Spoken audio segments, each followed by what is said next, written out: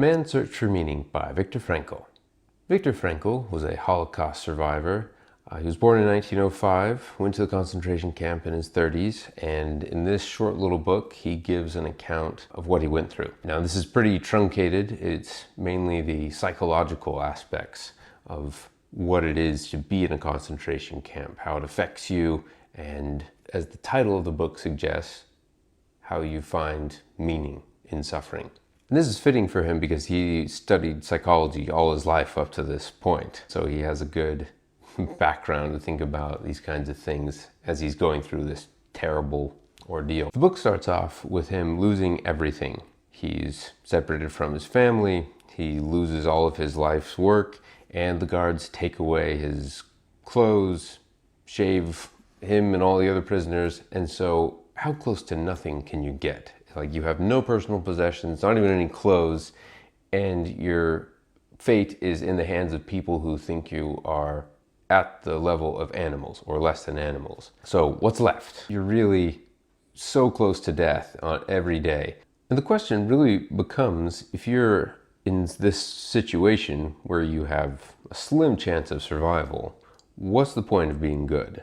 What's the point of even trying? There's a sense that existence is over for you anyway, so it doesn't matter what you choose. What's great about this book is he makes the case that your individual choices, your agency, your morality doesn't go away, even if you're severely limited in your options in Auschwitz. It's still up to you how you live. They can't take that part away from you, no matter what. He makes the case that the suffering that you go through can produce meaning. He tells the story that later, after he's been out of the concentration camps, he's talking to one of his patients who is suffering because of the death of his wife, and it's just really eating him up inside.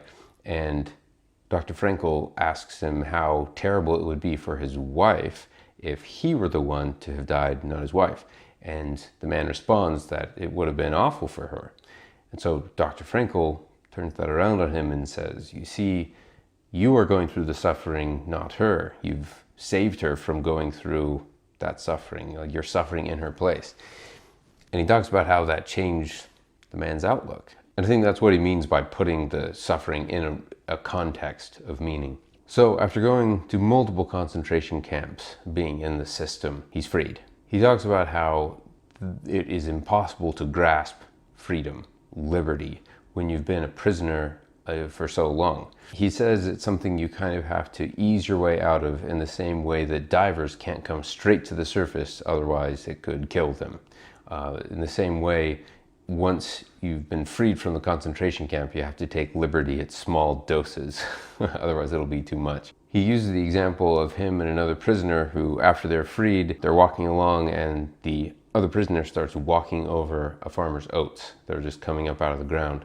And Dr. Frankl tells him, what are you doing? And the guy says, after what we've been through, what do a few oats matter? But to Dr. Frankl, this is dangerous thinking, because if you feel victimized, and rightfully so, you can't just declare that whatever you do has nothing in comparison to what has been done to you, because it's going to be a lot worse than a few oats in the end. I also thought it was striking the points that he made about judging people by the groups that they're in. He says in the book that you can't judge a person by whether they were a guard or whether they were in the concentration camp, because there were good guards and there were bad prisoners. Morality is very individualized. Groups don't make decisions. It's the individuals that do, and that's the only reasonable way that a person can be judged, not by the group that they're a part of. So, fascinating man, fascinating insights, 5 stars.